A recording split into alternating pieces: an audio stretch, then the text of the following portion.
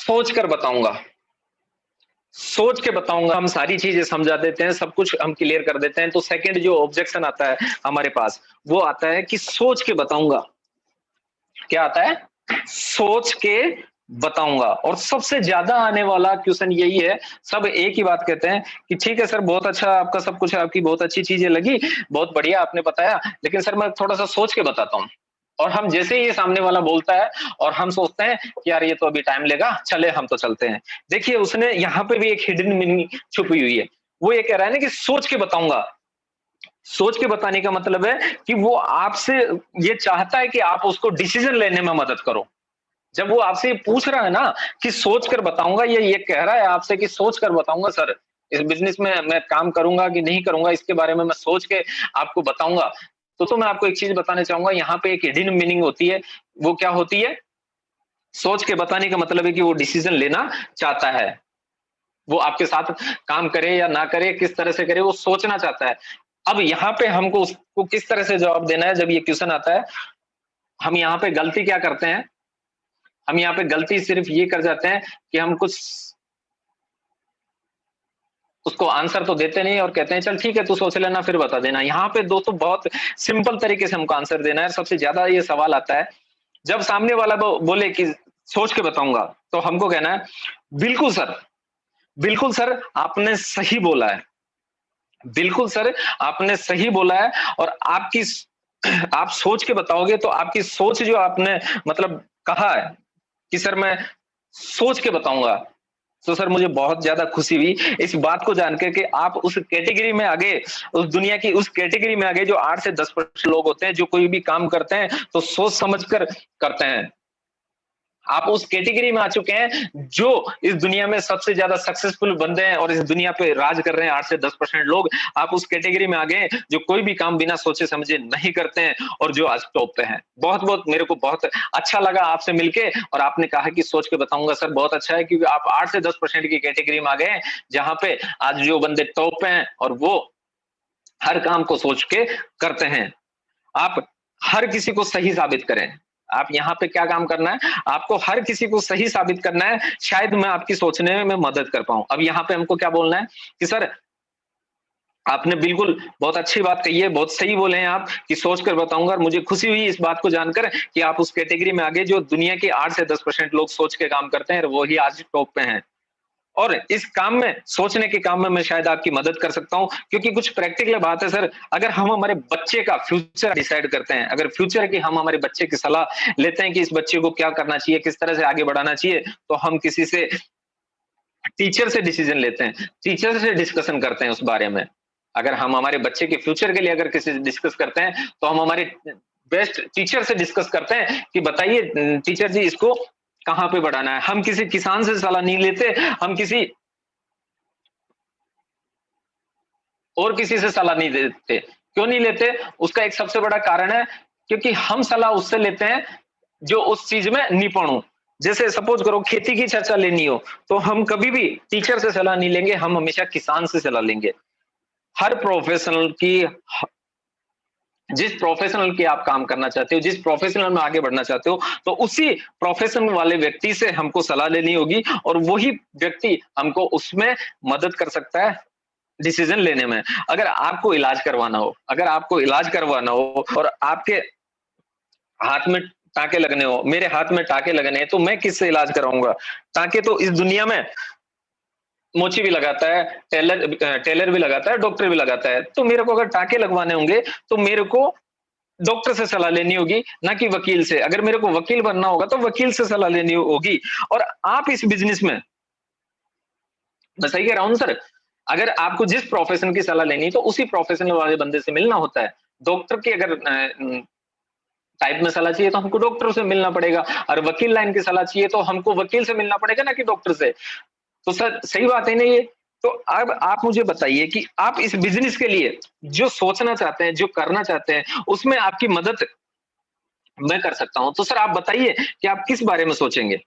आप किस बारे में सोचेंगे? तो ज़ाहिर-सी बात है हमने उससे पूछा कि बताओ सर क्या बारे में सोचेंगे? नहीं, नहीं सर मैं सोचूँगा देखा कि किस तरह से करना है। सर मैं यही तो कह रहा हूँ कि इस बिज़नेस को किस तरह से करना है, कैसे आगे बढ़ेंगे इसके बारे में तो मैं आपको ज़्यादा बता पाऊँगा और कोई नहीं बता पाएगा। क्योंकि सर मैं आपसे एक चीज़ और जानना चाहूँगा, इस प्रोजेक्ट में आप कह रहे हो कि मैं सोच के बताऊँगा। तो सबसे पहले मैं आपसे ये जानना चाहूँगा कि ये काम है आपको अच्छा लगा या बहुत अच्छा लगा? अब यहाँ पे हम थोड़ा-सा पंच लाइन मारेंगे। सर आपको ये काम मैं आपसे ये जानना चाहता हूँ कि ये काम आपको अच्छा लगा या बहुत अच्छा लगा? तो सामने वाला बोलेगा कि सर बहुत अच्छा लगा। तो सर अच्छे काम में अच्छे व्यक्ति की ज़रूरत होती है। अच्छे काम में अच्छे व्यक्ति की ज़रूरत है और आप बहुत अच्छे और बहुत सच्चे इंसान हैं, तो सर शुरू करते हैं। देखिए, मैं आपको एक चीज़ और बताना चाहूँगा सर, सोचना किसी भी कार्य की शुरुआत होती है। बहुत अच्छी आप बात बताते हो, बहुत अच्छी आपने चीज़ बताई कि मैं सोच बताऊँगा और सोचना किसी भी कार्य की शुरुआत होती है और आपने वो चीज़ कर दी है। लेकिन मैं आपको एक चीज़ और बताना चाहूँगा यहाँ पे। अब यहाँ पे थोड़ा-सा हम लॉजिक देंगे उसको। क्या देंगे? सर सोचना किसी भी कार्य की शुरुआत है और 2 प्रकार से इस दुनिया में लोग होते हैं, 2 प्रकार के इस दुनिया में लोग होते हैं। एक तो उन होते हैं जो किसी काम के बारे में सोचते हैं, फिर सोचते हैं और सोचते हैं और सोचते ही रहते हैं और कोई फैसला नहीं लेते हैं। एक कैटेगरी तो ये होती है इस दुनिया में जो सिर्फ काम के बारे में सोचते हैं और सोचते हैं और सोचते ही रहते हैं, कोई फैसला नहीं लेते हैं और जो अपनी ज़िंदगी का या कोई भी काम का फैसला नहीं लेते हैं, तो उनका फैसला फिर दुनिया लेती है। उनका फैसला उनके हालात लेते हैं और जब दुनिया और हालात उनके फैसले लेते हैं, तो ज़िंदगी भर वो अपनी मर्ज़ी से नहीं जी पाते हैं। ज़िंदगी भर उनकी मर्ज़ी के हिसाब से नहीं चलती, उनकी ज़िंदगी उनके मर्ज़ी के हिसाब से नहीं चलती, हालात और दुनिया के हिसाब से चलती है। ये वो लोग होते हैं जो सिर्फ सोचते ही सोचते हैं, जो डिसीज़न नहीं लेते हैं। दूसरे वो लोग होते हैं जो सोचते तो हैं और फैसला भी लेते हैं। दूसरे वो लोग होते हैं जो सोचते हैं लेकिन फैसला लेते हैं और आगे बढ़ते हैं। अब इसमें क्या करना चाहिए? सोचते रहे या निर्णय लें? आप मेरे को एक बात बताइए सर कि 2 कैटेगरी है। अब दोनों कैटेगरी में से कौन कैटेगरी बढ़िया है? या सोचते रहें या निर्णय लें? अब वो सीधा-सा कहेगा कि सर निर्णय लें, सोचते-सोचते रहने में तो कोई डिसीज़न ही नहीं ले पाता। तो सर आप कौन से कैटेगरी में आते हैं? सर आप कौन सी कैटेगरी में आते हैं? तो सर निर्णय लेने में मैं आपकी हेल्प करता हूँ। डिसीज़न लेना बहुत आसान प्रक्रिया होता है और डिसीज़न लेने के लिए क्या होता है जैसे एग्ज़ाम्पल के तौर पे अगर मैं बात करूँ मंदिर जाने में समय लगता है सिर्फ़ 10 मिनट का। लेकिन मुझे मंदिर जाना है इस विचार पे मेरे को 10 साल लग जाएँगे, ये सोचने पे 10 साल भी लग सकते हैं, 20 साल भी लग सकते हैं और पूरी ज़िंदगी भी लग सकती है कि मुझे मंदिर जाना चाहिए या नहीं जाना चाहिए इस विचार पे। सर डिसीज़न लेने में सिर्फ़ 5 मिनट का समय लगता है और डिसीज़न लेने में लोग सवा समय गँवा देते हैं और आज हम बैठ के डिसीज़न लेते हैं। आज हम बैठ के डिसीज़न लेते हैं। हमने क्या कहा?